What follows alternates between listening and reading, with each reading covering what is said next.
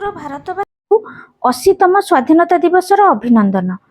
79टी वर्ष 28,856टी सूर्योदय 20टी अधिवर्ष अतिक्रम करी 80तम वर्षरे पाद देइछि आम स्वाधीनता और आम त्रिरंगा जे कि आम स्वाधीन आमर निजर परिचय अछि बोली से अनुभव दिए। जेमती आमर आधार कार्ड आम परिचय पत्र सेमती आम देशर परिचय है आम जातीय पताका। प्रत्येक वर्ष गर्वर सह प्रधानमंत्री लाल किले पताका उत्तोलन करती अर्थ नुआ पताका तल उपरको उठाई उन्मोचन करा जाए बा खोला जाए। मात्र रिपब्लिक डे रे तल उपरको उठा जाए ना, केवल उन्मोचन हुए उपरे। केवल स्वाधीनता दिवस रे ही पताकाटा तल उपरको जाई थाए। यार उपर रंग सबुबले कमला रंग रहिबो, जे कि शक्ति और साहसर त्यागर प्रतीक।